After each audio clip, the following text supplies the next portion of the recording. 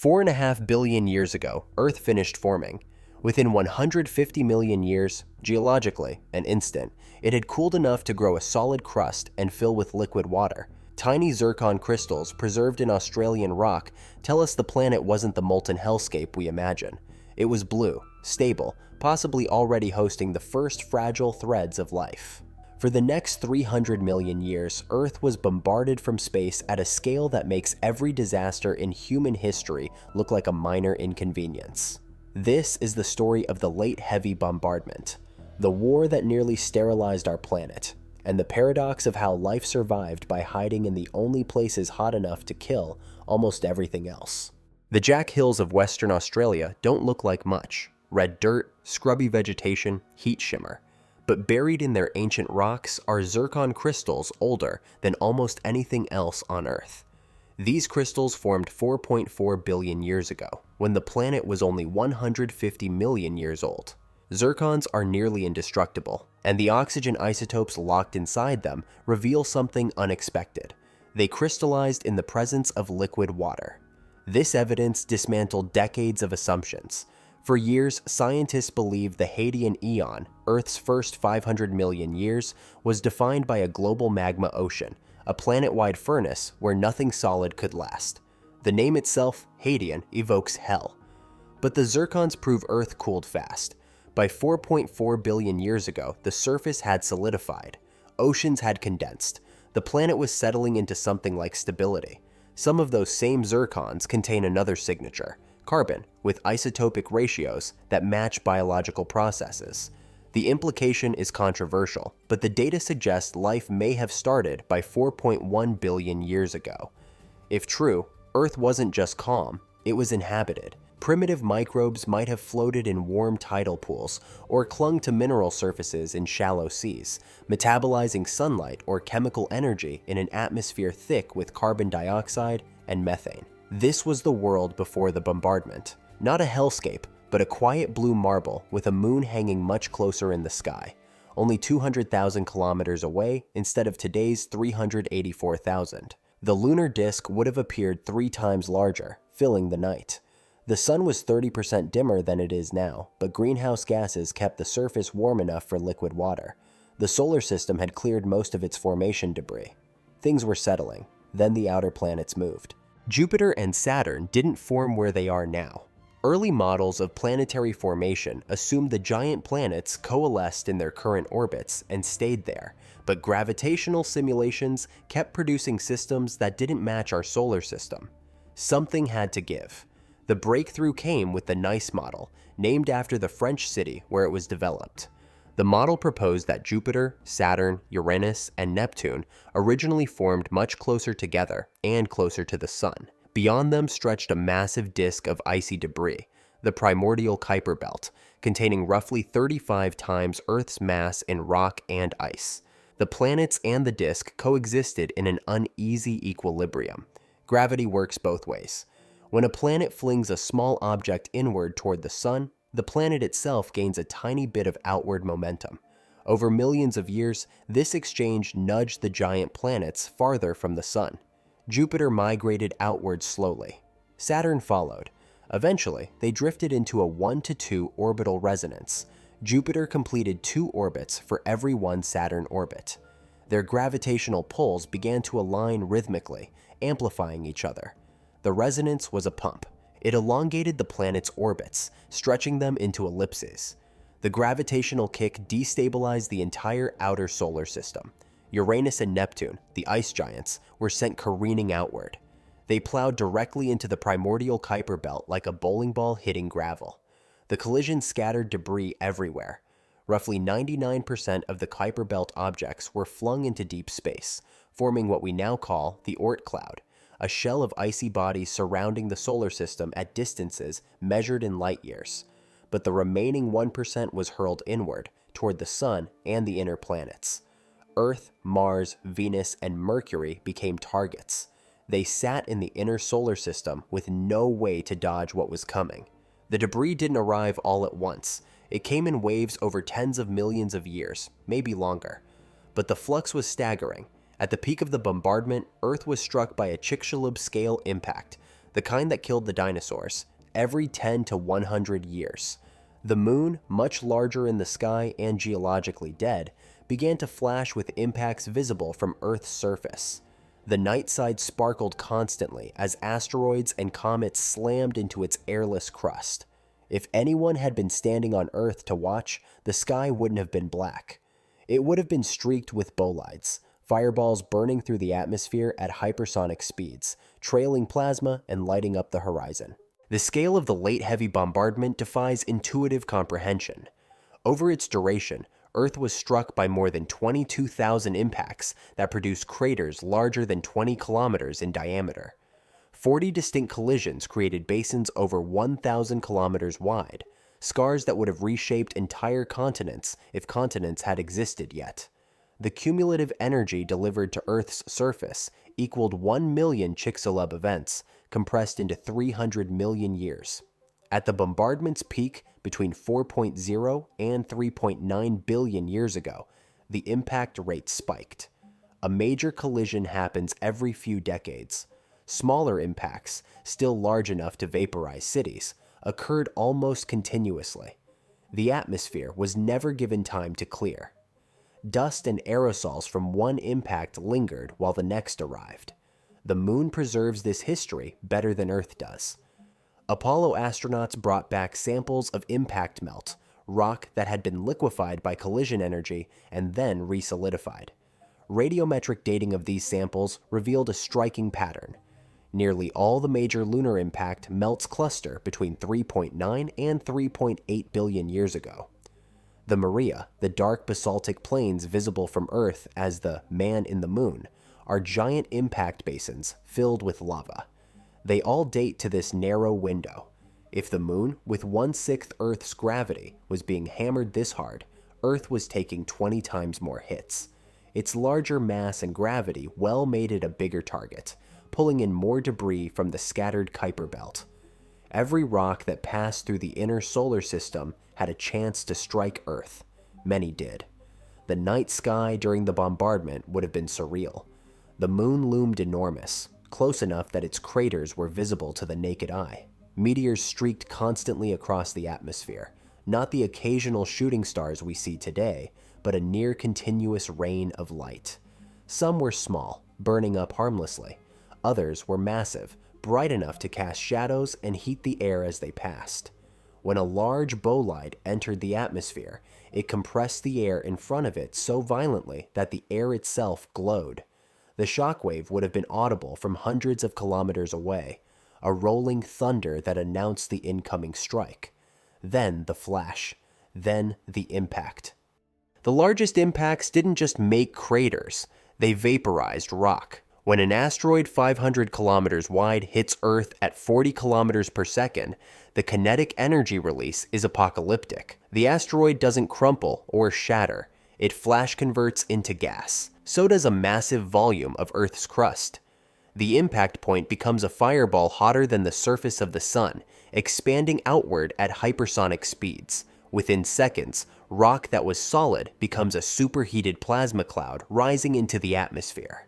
This rock vapor doesn't dissipate quickly. It's denser than air, and it's carrying immense thermal energy. It spreads across the planet, enveloping the surface in a glowing silicon atmosphere. For thousands of years after a basin-forming impact, Earth's sky wasn't blue or black. It was a glowing orange haze of gaseous silica radiating heat downward like the filament of a planetary-scale light bulb. Surface temperatures spiked to 2,000 degrees Celsius. Atmospheric pressure climbed to 100 times modern levels. The planet became a high-pressure oven. Any organic molecules on the surface, proteins, nucleic acids, lipid membranes, broke apart into their constituent atoms. Rocks melted into lakes of magma. The oceans began to boil. Water has a high heat capacity, so boiling, the entire global ocean required sustained thermal input. But the rock vapor atmosphere provided exactly that. The top layer of the ocean evaporated first, turning into steam and mixing with the rock vapor. The steam absorbed more heat, accelerating the process. Within a few thousand years of the largest impacts, the entire ocean, several kilometers deep, could vaporize completely. Earth became a steam world. The atmosphere, once dominated by carbon dioxide and nitrogen, was now mostly water vapor and vaporized rock. Pressure at the surface reached levels found kilometers deep in modern oceans. The sky glowed red hot. Nothing on the surface could survive. Then, slowly, the rock vapor began to cool. Gaseous silica condensed into liquid droplets, then solid grains. It rained silicate dust, fine particles of rock falling from the sky like snow, blanketing the surface in thick layers of ash. As the rock vapor cleared, the steam atmosphere remained. The planet was still shrouded, still hot, but cooling. Eventually, the steam began to condense. Clouds formed. It started to rain. The rain didn't stop. For 2,000 to 3,000 years, water fell continuously from the sky at a rate of roughly 1 meter per year, more than 10 times the rainfall of the wettest places on modern Earth. Rivers formed and vanished within hours, carving temporary channels across barren rock. The surface was a planetary floodplain, saturated and steaming as the oceans slowly refilled.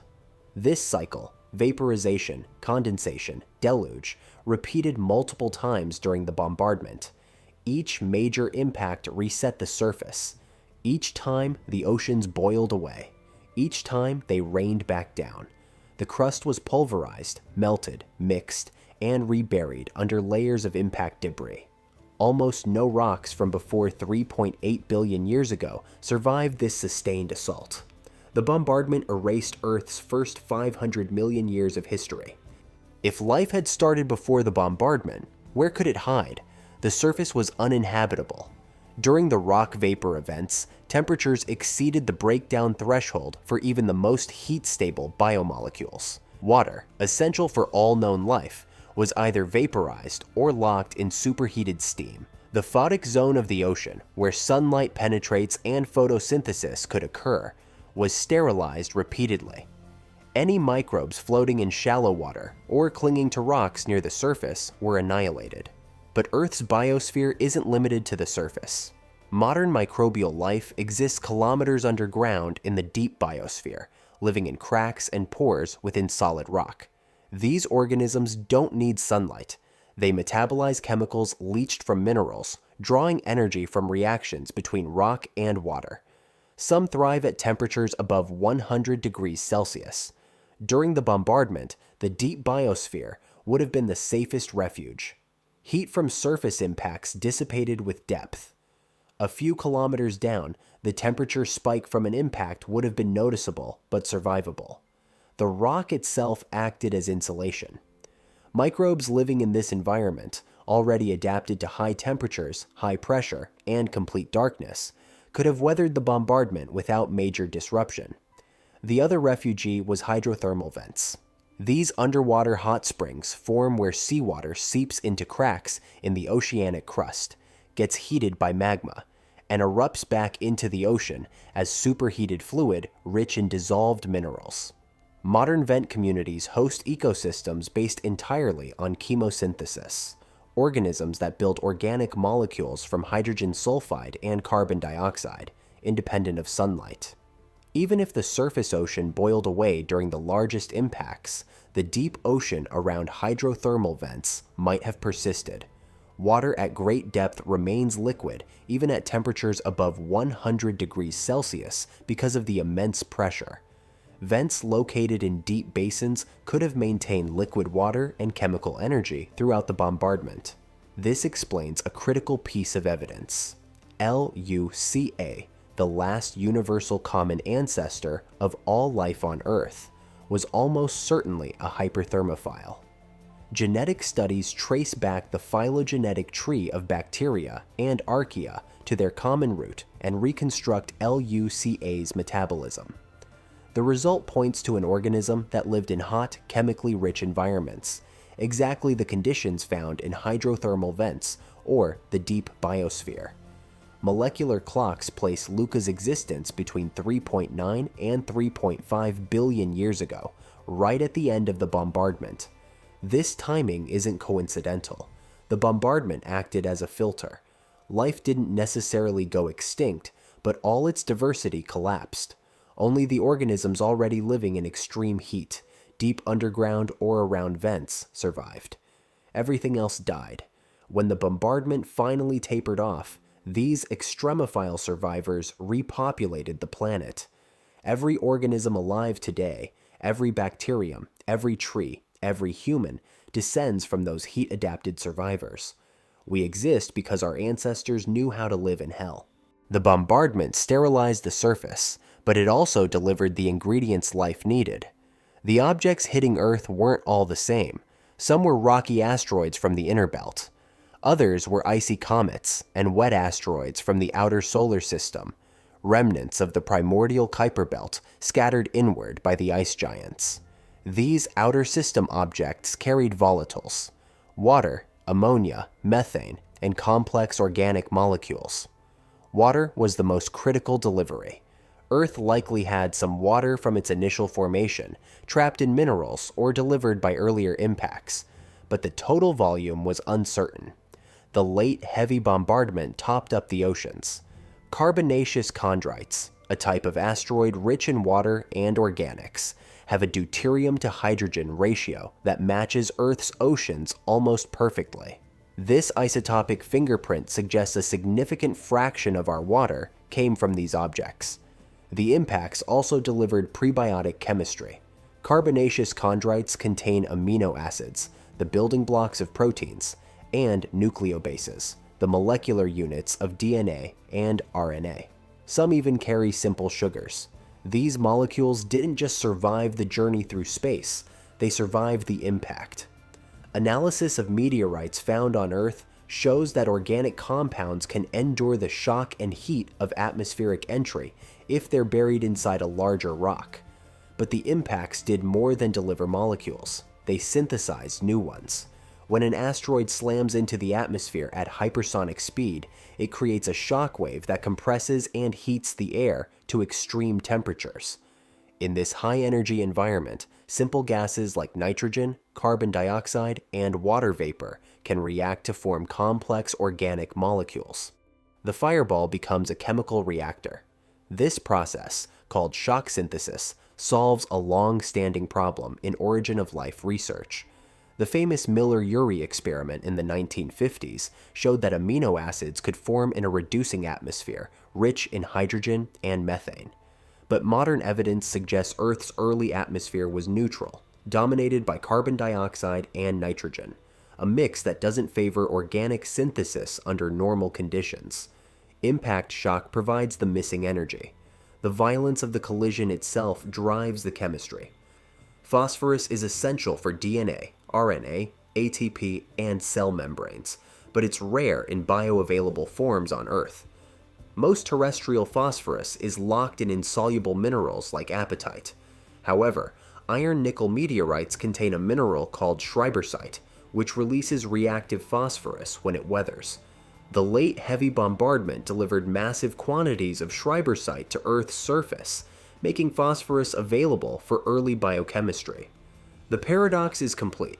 The same impacts that vaporized oceans and sterilized the surface also supplied water, organic molecules, and critical nutrients.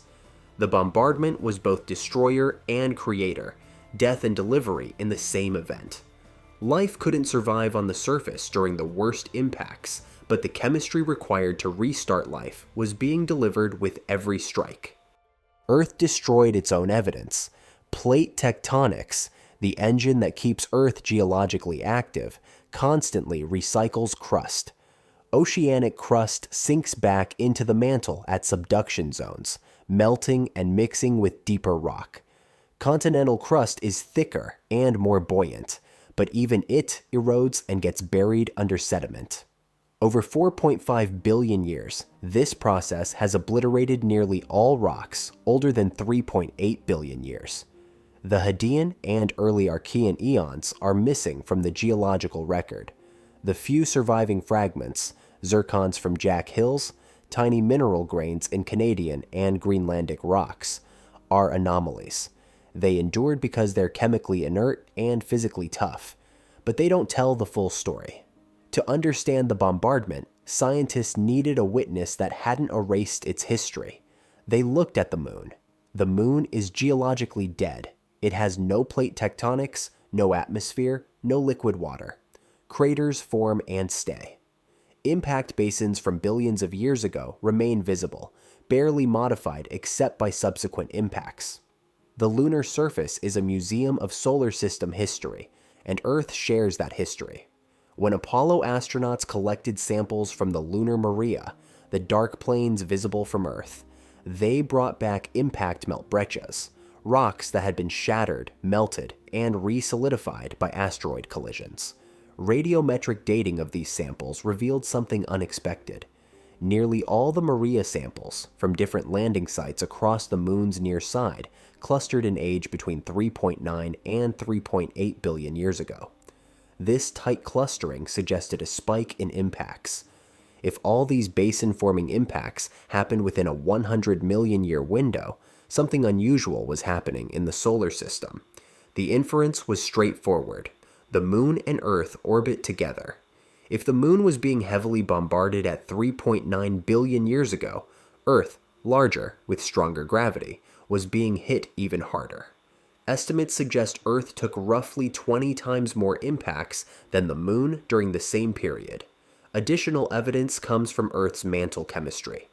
The mantle contains anomalously high concentrations of siderophile elements, gold, platinum, iridium, that should have sunk into the core when Earth was molten. These elements bond with iron and don't stay in silicate rock. Their presence in the mantle suggests they arrived after the core had finished forming, delivered by a late veneer of meteorites. The total mass of siderophile elements in Earth's crust and mantle matches the expected debris from the Late Heavy Bombardment. Every gram of gold ever mined is extraterrestrial. It didn't come from Earth's formation. It came from space, delivered by the asteroids that pummeled the planet during the bombardment. The precious metals in your jewelry are fragments of the war that nearly sterilized Earth. At 3.8 billion years ago, the bombardment tapered off.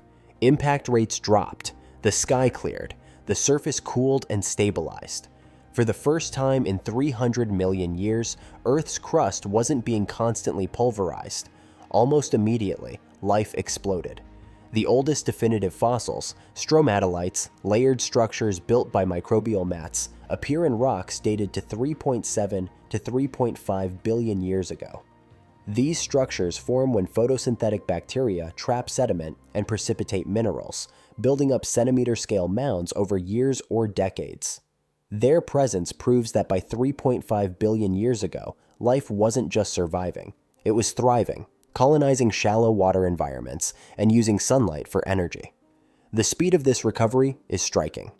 Within a few 100 million years of the bombardment's end, life had spread across Earth's surface, diversified into multiple metabolic strategies, and begun reshaping the planet's chemistry. But this explosion of diversity didn't come from nowhere. It came from the survivors. The bombardment acted as a genetic bottleneck. It didn't kill all life, but it killed all the diversity. Any organisms that lived in shallow water, any photosynthetic microbes floating in the photic zone, any surface-dwelling extremophiles, gone. Only the deepest, hottest refuges remained habitable.